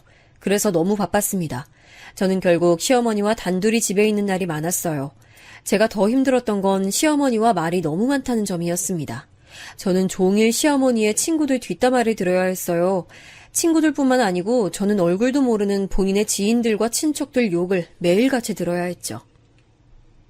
그래서 내가 뭐라고 했는지 알아? 그만하라고 했더니 막 걔 표정이 아우 말도 마라 웃겨가지고 참나. 아이 그리고 다른 애는 걔가 남편하고 이혼했는데 남편이 지를 찾아온다고 그러던데 야, 얘 좀 더 닦어. 그렇지. 소파에 드러누워 텔레비전을 보며 바닥을 닦는 저한테 자꾸 말을 거셨어요. 저는 등 뒤에는 아기가 엎혀있고 시선을 들면 시어머니가 있었습니다. 방에서 조금 쉬려고 하면 시어머니는 귀신같이 저를 부르셨어요. 예, 시장 가게 나와라. 장바구니 챙기고 어서 나와. 시어머니는 밖에 나가는 것도 좋아하셨는데 시장에 갈 땐 꼭 저를 데리고 다니셨어요. 시장에 가서도 아는 사람이 워낙 많으니 가게마다 멈춰서 대화하셨습니다. 그러니 저는 너무 그 상황들이 힘들었어요. 아기는 뒤에서 보채고 시어머니는 계속 멈추니까 중간에서 너무 난처했습니다. 또 시어머니는 절대 짐을 들지 않으셨어요. 그래서 제 손에는 과일부터 생선, 고기 등 온갖 것이 다 들려 있었죠. 시장에 다녀오면 몸살이 나서 견딜 수가 없었습니다. 원래 여자들은 남자들이 식사하고 먹는 거야. 넌 며느리니까 이따 시아버지랑 남편 출근하면 그때 먹어. 새벽같이 일어나서 제가 요리해서 아침을 차려도 저는 마지막에 먹어야 했어요. 아침을 차리기 전에 시어머니는 김이상궁처럼 제 요리를 하나씩 다 맛보셨습니다. 너는 멸치를 왜 이렇게 볶니? 아유, 단맛이 전혀 없잖아. 물려 더 넣어. 아우, 짜! 너 미각이 어떻게 된 거 아니야? 아이, 계란말이 옆에 터졌잖아. 이걸 시아버지 입에 넣고 싶어? 잔소리가 어찌나 심한지 나중엔 요리하기 전부터 머리가 아프더라고요. 종일 옆에서 잔소리와 남의 뒷담화를 듣는 건 절대 쉬운 일이 아닙니다. 또 제가 힘들었던 건 바로 김장이에요. 여러분은 김장을 직접 하시나요? 저는 저때 사건으로 인해 아직도 김치는 사 먹을 정도로 김장에 대한 트라우마가 있습니다. 시어머니는 시댁이 큰 집이라는 이유로 김장을 100포기를 하셨어요. 문제는 본인은 아무것도 하지 않고 저를 시키셨습니다. 하나부터 10까지 제가 모든 것을 다 해야 했어요. 시장에 가서 배추를 사고 그 배추를 절이고 속을 만들고 넣는 것까지 제가 다 책임져야 했죠. 예, 거기 속 안 채워졌다. 그건 너무 많어. 좀 덜어. 아우, 넌 무슨 애가 중간을 몰라. 아, 그래, 그런 식으로. 차라리 김장을 100포기를 시킬 거면 그냥 저를 가만히 냅뒀으면 좋겠더라고요. 시어머니는 자기는 배추 하나도 속을 넣지 않으면서 시키기만 하셨어요. 아이는 옆에서 칭얼거리고 시어머니는 잔소리하고 하루도 편할 날이 없었습니다. 하지만 이런 것도 제가 엄마를 자주 볼 수 있었으면 괜찮았을 거예요. 시어머니는 심지어 제가 우리 엄마를 보러 가는 것도 좋아하지 않았습니다. 어머니, 저 아영이랑 엄마 보러 다녀올게요. 저녁 먹기 전에 들어올 거예요. 또 나가? 그저께 보러 다녀왔잖아. 출가 외인이라는 말 못 들었어? 아, 엄마가 무릎이 아프다고 하셔서요. 병원만 같이 갔다가 금방 올게요. 저번엔 어깨가 아프다더니 계속 아픈 곳이 생기네. 그거 돈 다 우리 아들이 버는 돈 아니야? 죄송해요. 진짜 금방 다녀와서 저녁 준비할게요. 제가 출산하고 시댁에서 살며 미용실 그만뒀잖아요. 그래서 실질적인 소득이 전혀 없었어요. 시어머니는 자기 심기를 거슬리게 하면 항상 경제적인 얘기를 하셨죠. 엄마가 실제로 저 때 몸이 안 좋으셨거든요. 계속 생선 다듬는 일을 하며 몸 쓰는 일을 하시니 몸이 버티질 못했어요. 결국 일하던 가게에서도 그만두게 됐습니다. 시어머니가 찾아가도 눈 하나 깜빡하지 않던 엄마는 몸이 따라주지 않자 그만두셨어요. 가게에서 계속 쭈그려 앉아있느라 많이 힘들어 하셨거든요. 병원에 갔더니 무릎도 발목도 어깨도 성한 곳이 없다고 하셨죠. 그래서 딸이고 제가 하나밖에 없는 자식이라 엄마를 많이 챙겼거든요. 그게 시어머니 눈에는 안 좋아 보였죠. 속상했지만 제가 할 수 있는 게 없어서 더 속상했습니다. 그렇게 시간이 지나고 저는 아이를 한 명도 낳게 됐어요. 이번엔 드디어 아들이 태어났습니다. 저에게 관심이 없던 시아버지도 아들을 낳자 눈에 띄게 좋아하셨어요. 아이고, 우리 예쁜 장손. 우리 손자 낳아줘서 고맙다. 수고했어. 문제는 시어머니였습니다. 시어머니도 남아선호 사상이 매우 심해서 우리 아들은 예뻐하셨어요. 문제는 차별이었죠. 저는 첫째한테 되게 미안한 마음을 가지고 있었거든요.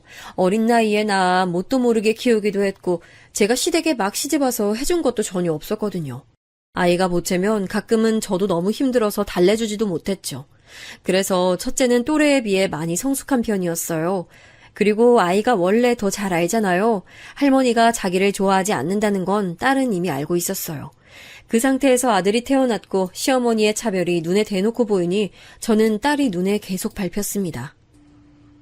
진영아, 우리 손자 아유 예뻐라. 이리 와서 과자 먹어. 할미가 우리 진영이 먹으라고 특별히 주문해서 사왔어. 이거 미국에서 건너온 과자야. 진영아, 누나랑 같이 먹자. 아영아, 이리 와. 아니야, 과자 하나밖에 없으니까 진영이만 먹어야 돼. 너는 저리 가서 사과 먹어. 아까 냉장고 보니까 있던데. 애들이 둘인데 한 명만 챙겨주시면 어떡해요. 다른 것도 아니고 먹는 거잖아요. 이런 식으로 자꾸 먹는 걸로 차별하니 제가 너무 속상하더라고요. 같이 살지 않으면 제가 어떻게 중재라도 할 텐데 시부모님을 모시고 사니까 한계가 있었습니다. 딸에게 제가 아무리 몰래 잘해줘도 시어머니가 대놓고 저러니 딸은 날이 갈수록 속상해했죠. 우리 장손 생일에는 할머니가 한우 사줄게. 벌써 식당도 예약했어. 한우요? 어머니, 그렇게까지 안 하셔도 돼요. 저번에 아영이 생일 땐 집에서 간단히 했잖아요. 아이들도 이제 어느 정도 컸으니까 집에서 케이크 사다가 간단하게 해요. 무슨 말을 하는 거야? 우리 장손인데. 할미가 알아서 할 테니까 우리 진영이는 친구들 초대할 생각만 해. 알겠지? 심지어 딸과 아들의 생일 때도 시어머니는 너무 태도가 달랐어요. 딸의 생일은 기억하지도 못했는데 아들 생일 때는 크게 파티를 열었거든요. 엄마, 할머니가 내 생일 때는 뭐 대단하냐고 케이크 샀냐고 그랬잖아. 근데 진영이는 한우 먹어? 나 속상해. 아영아, 할머니가 아무리 너한테 그래도 아영이는 엄마랑 아빠의 소중한 자식이야. 알지? 그래도 너무 속상하고 슬퍼. 나는 여자라고 할머니가 미워하는 거야? 옛날 뿐이라 아직... 우리 딸이 속상해하니까 엄마도 속상하다. 딸이 속상해하는 모습을 보니 저는 이제 더는 가만히 있지 못하겠더라고요. 저한테 시어머니가 시집살이 하는 건 사실 참을만 했습니다. 워낙 저도 엄마가 당하는 걸 봤으니까 내성이 있었죠. 그런데 딸한테까지 그러는 걸 보고 견딜 수가 없었어요. 분가하자고? 나도 분가하고 싶은 마음은 크지. 근데 내가 아버지 밑에서 일을 배우고 있으니까 현실적으로 말을 꺼내는 게 어렵네. 힘들어도 해야지. 아영이가 너무 속상해하잖아. 당신은 당신 딸이 저렇게 대놓고 차별받고 있는데 아무 생각이 없어? 아무 생각이 없다니 무슨 말을 그렇게 해. 나도 속상해. 속상한 거랑 현실적으로 가능한 거랑 다르니까 그렇지. 불가능한 것도 아니잖아. 하려면 충분히 할 수 있잖아. 아버지 밑에서 일하는데 그걸 입 밖으로 꺼내는 게 쉽지는 않아. 아니, 당신이야말로 내 생각은 안 해? 분가를 앞두고 남편하고 부부싸움하는 경우도 많아졌어요. 남편은 시아버지 눈치가 보인다고 난처함을 보였죠. 남편이 이해가지 않는 건 아니었는데 저는 딸의 속상함이 먼저였어요. 그 과정에서 시어머니와 많이 부딪히기도 했죠. 진영아, 이리 와서 망고 먹어. 우리 손자 먹이려고 할머니가 특별히 서울에서 시킨 거야. 일로 와. 아영아, 진영아, 망고 먹게. 부엌으로 와. 아니, 진영이 먹을 양밖에 없어. 아영이는 그냥 사과 줘. 에이, 어머니. 아영이도 입 있어요. 진영이만 먹이면 버릇 나빠져요. 반 갈라서 한쪽씩 먹이면 돼요. 여자애들은 좀 못 먹고 자라도 돼. 이런 거 먹으면 살만 찌지. 살찌면 보기 안 좋아. 난 여자애들이 뚱뚱하면 보기가 그렇게 싫더라. 아영이 지금도 말랐어요. 살쪄도 돼요. 오히려 병원에서는 너무 말랐다고 찌라고 하더라고요. 내 눈엔 그렇게 안 보여서 모르겠어. 딸만 챙기지 말고 아들 좀 챙겨봐. 대를 잇는 건 결국 아들이야. 제가 시어머니 앞에서 딸을 많이 감싸니까 시어머니는 더 오기가 생겼나 봐요. 나중엔 대놓고 아들만 챙기기 시작했어요. 시어머니가 남아 선호 사상이 심한 건 알고 있었는데 이 정도인 줄은 몰랐습니다. 아니, 어쩌면 저와 기싸움을 하려고 그런 걸 수도 있겠죠. 저라고 아들이 예쁘지 않은 게 아니었어요. 제 배에서 나왔는데 어떻게 차별하겠어요? 저는 그냥 둘 다 제 자식이니 동등하게 대하려고 했던 거였죠. 그런 제 모습이 시어머니는 원래도 아들을 많이 챙겼는데 더욱 심해졌죠. 심지어 놀이공원을 아들만 데리고 가더라고요. 딸도 그 놀이공원을 엄청 좋아하거든요. 이건 분명히 의도된 행동이었어요. 어머니, 아무리 그래도 진영이만 데리고 가시면 어떡해요. 아영이도 데리고 가주셔야죠. 딸은 네가 나중에 데려가. 원래 아들은 바깥 세상 구경도 많이 해야 좋은 거야. 아영이 네가 집에서 살림이나 알려줘. 그래도 남매잖아요. 어머니가 이러시면 애들도 속상해해요. 그리고 무슨 살림이에요? 아영이 똑똑해서 성적도 상위권인데요? 그러면 뭐하냐? 그렇게 똑똑한 딸 네가 데리고 가라고. 난 우리 손자 데리고 갈 거니까. 엄마랑 누나랑 같이 가고 싶어요. 진영이도 그러잖아요. 어머님 괜히 혼자 그러시니까 가족 분위기도 이상하죠. 제발 그만하세요. 제가 뭐라 해도 아들의 손만 잡고 시어머니 앞을 가로막았어요. 마침 아들도 가기 싫어하는 눈치라 일부러 아들과 딸을 데리고 집을 나왔습니다. 그리고 일부러 저녁 늦게까지 우리끼리 놀았어요. 이 사건으로 저는 완전히 분가에 대한 결심을 굳히게 됐습니다.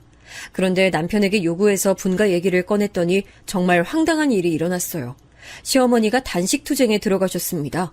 드라마에 나오는 것처럼 방에 들어누워 한 끼도 드시지 않으셨어요. 머리까지 싸매고 들어누워 아무 말도 하지 않으셨죠. 아이고, 이래서 머리 검은 짐승은 받아들이는 게 아니다 그러더니, 아유, 내가 며느리 하나 잘못 들였다가 이 고생을 하네. 아유, 애초에 어릴 때 받아주는 게 아니었어. 아이고. 어머니, 저한테 도대체 왜 그러세요? 그리고 그때도 돈 다 내고 살았잖아요. 아무것도 없이 결혼한 며느리 받아줬더니 분가 얘기 꺼내는 게 말이 되니? 기가 막혀서 정말, 아유, 혼수도 안 해왔으면서. 제가 그래서 아기들 컸으니 미용실에서 일한다고 했잖아요. 그때 어머님이 집에 있으라고 하셨으면서 왜 그러세요? 이것 봐. 그럼 애는 누가 키워? 네가 낳았으니 네가 키워야지. 이렇게 뻔뻔해서 나가! 방에서 나가! 시어머니와 제 갈등은 점차 깊어졌어요. 결국 분가는 없던 일로 돌아가게 됐습니다. 그렇게 최대한 제가 딸을 속상하지 않게 노력하며 지내고 있었어요. 당시 엄마는 집에서 계속 쉬고 있으니까 답답하다고 마트에서 일을 시작하셨습니다. 그동안 모아놓은 돈도 떨어져서 용돈벌이 겸으로요. 저는 그런 엄마를 응원했어요. 제가 병원에 데리고 다니면서 엄마의 건강도 회복됐거든요. 청소를 한 거야 만 거야? 왜 이렇게 집에 먼지가 많어? 아까 제가 아침 먹고 청소기 돌린 거 보셨잖아요. 2층까지 제가 혼자 다 청소했어요. 너무 대충 돌린 거 아니야? 바닥에 먼지가 가득이잖아. 걸레로 닦았어? 화장실은 청소했어? 어머니, 저 지금 빨래하고 있으니까 이거 다 하고 할게요. 아침부터 요리하고 청소하고 정신이 없네요.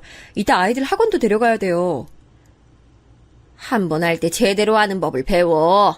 어째 너는 신혼 때부터 변하지를 않니? 그러면 어머님이 저 대신 해주세요. 어머님 청소 잘하시잖아요. 저는 아이들 챙기랴 집안일 하랴 너무 정신이 하나도 없어요. 너 지금 시애미한테 집안일 시키는 거야? 시어머니와의 갈등은 날이 갈수록 심해졌어요. 저도 시간이 지나며 신혼 때처럼 꾹꾹 참는 거에서 대꾸를 어느 정도 하니까 거기에 대해 시어머니도 불만이셨죠. 아들과 딸에 대한 차별도 심해져서 저는 진지하게 이혼까지 생각했습니다. 시어머니는 제가 참지 않자 심지어 우리 엄마를 찾아가기까지 했습니다. 사실 처음엔 저도 시어머니가 그러고 있는지 몰랐어요. 그런데 첫째 친구 엄마가 저에게 말해주더라고요. 아영이 엄마, 요즘 시어머니가 마트에 많이 보이더라. 원래 시장만 가던 양반이 무슨 일이래? 마트? 그게 무슨 말이에요? 우리 시어머니는 시장에 아는 분 많아서 주로 거기 가시는데?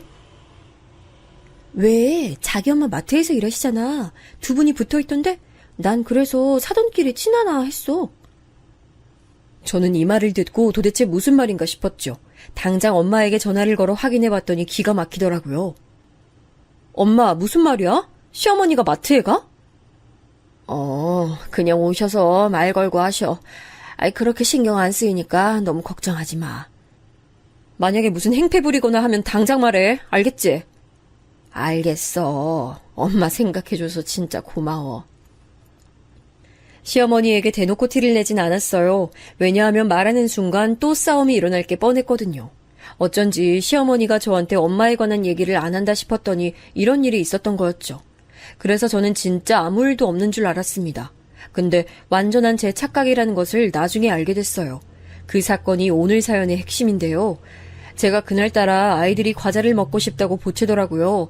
평소에 몸이 안 좋아서 과자를 많이 먹이는 편은 아닌데 유독 보채길래 둘을 데리고 마트에 갔습니다. 야채나 고기를 사러 갈 때 저는 시장을 이용하지 않고 마트로 갔었어요. 엄마의 얼굴을 한 번이라도 더 보려고요. 그날도 그래서 아이들 과자도 사고 장도 볼 겸 마트로 발길을 향했습니다. 고를 것을 다 고르고 마트 계산대로 향했더니 글쎄 시어머니가 거기 있더라고요. 일부러 아는 척을 하지 않고 조용히 엄마 곁으로 향했는데 깜짝 놀랐습니다. 시어머니가 엄마한테 진상짓을 하고 있었어요. 사돈 할인 부탁해요. 나 많이 오는 거 알잖아. 아유, 제가 저번에 할인은 안 된다고 말씀드렸잖아요.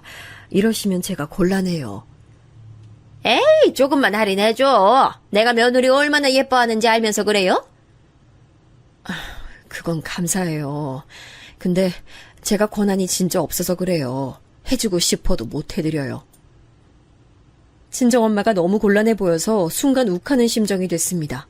해도 너무한다는 생각도 들었죠. 화가 나서 그대로 남편에게 전화해서 마트로 오라고 했어요. 지금 당장 우리 엄마가 일하는 마트로 와. 네가 직접 와서 보고 결정해. 나는 이런 집구석에서 더는 못 살겠다. 무슨 일인데 그래? 진정하고 말해봐. 일단 지금 갈게. 나중에 혹시나 또 발뺌할까봐 저는 일부러 그 광경을 영상으로 촬영하기 시작했어요. 참는 것도 한계가 있었죠. 우리 엄마는 분명 제가 걱정할까봐 비밀로 했을 거예요. 그걸 생각하니 더 속상했습니다. 제가 영상으로 촬영하는 것을 모르는 시어머니는 계속해서 엄마에게 할인을 요구했어요. 너무 진상짓을 하니 주변에서 그 광경을 보려고 사람들도 모여들었습니다. 시어머니는 부끄럼도 없는지 계속해서 우리 엄마를 난처하게 하더라고요. 사돈, 이거 제가 고기 몇 번 구입했잖아요. 3만 원만 깎아줘요. 자주 와주셔서 감사하죠. 근데 사돈, 저는 그냥 마트 계산원이지 사장이 아니잖아요. 해드리고 싶어도 못 해드려 죄송해요. 혼수도 안 해온 며느리 받아줬더니 아유 마트에서 조금 깎아주는 것도 안 해주고. 너무 죄송해요. 근데 저는 마트 사장이 아니라 해드릴 수 있는 게 없어요. 이러니까 내가 시집살이 시키는 거예요. 사람이 양심이 있어야지. 시집살이 앞으로도 죽어라 시킬 거야. 저는 순간 참을 수가 없었어요. 제가 아무리 없이 시집을 갔다고 해도 저건 도가 지나쳤다는 생각이 들었죠. 근데 시어머니가 저렇게 소리 지르며 엄마 앞에서 진상을 대놓고 부린 순간이었습니다. 저도 영상을 끄고 나서려고 했는데 제 앞을 누군가 가로막았어요. 그러더니 시모에 뺨을 세게 올려붙였습니다. 너무 당황해서 봤더니 세상에 그 사람은 바로 아빠였어요. 한동안 나타나지 않던 아빠가 우리 앞에 있었습니다. 아빠? 아빠요? 아이, 뭐야. 아이, 당신 뭐야. 아니, 지혜야, 너는 언제 왔어? 아유, 사람 살려, 사람 살려. 갑자기 나타나서 때리는 게 어딨어? 당신 누구야? 그 자리에 있던 모두가 당황했죠. 주변에서 지켜보는 시선도 많이 느껴졌어요. 내 아내랑 딸한테 이게 무슨 짓이야? 네가 CM이면 다야? 이혼해! 우리가 뭐가 아쉬워서 너한테 이런 취급을 당해야 돼? 김비서는 어디 간 거야? 김비서! 아빠?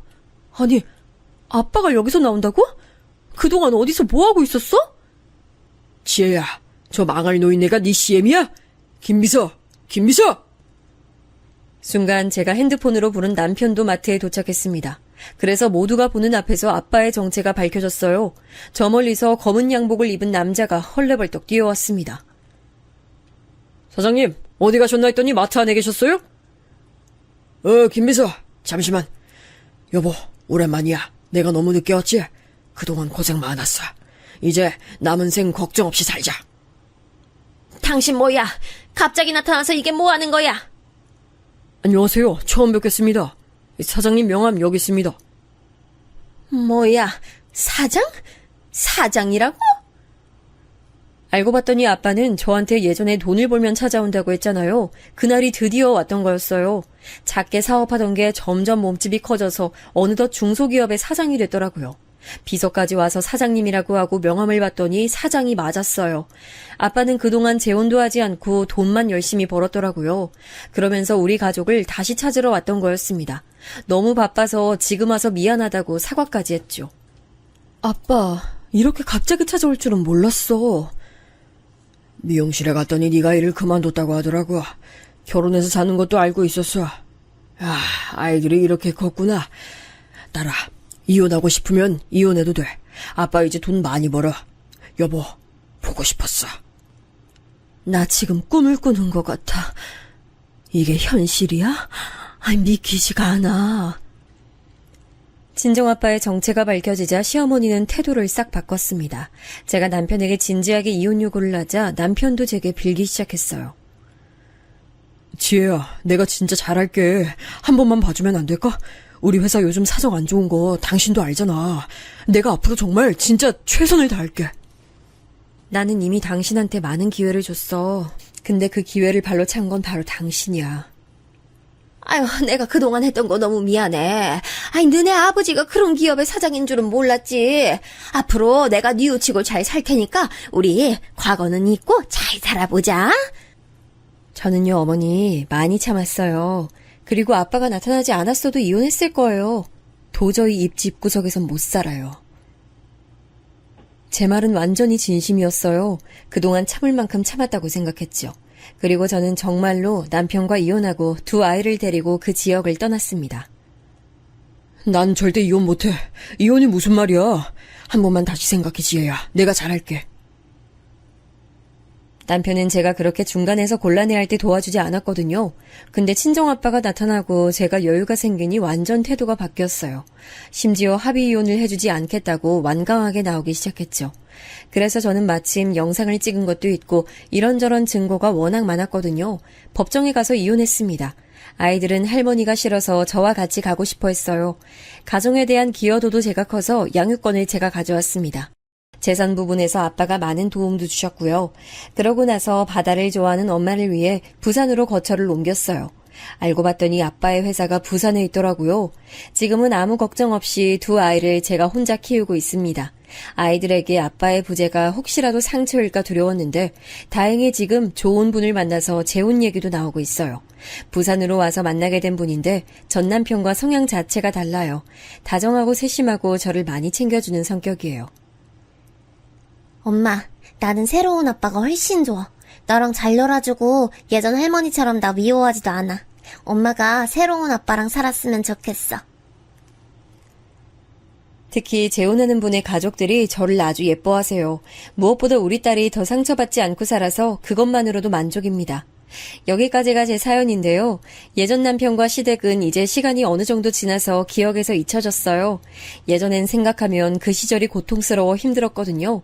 근데 이렇게 속 시원하게 뵙고 나면 마음이 아주 편해져서 좋습니다.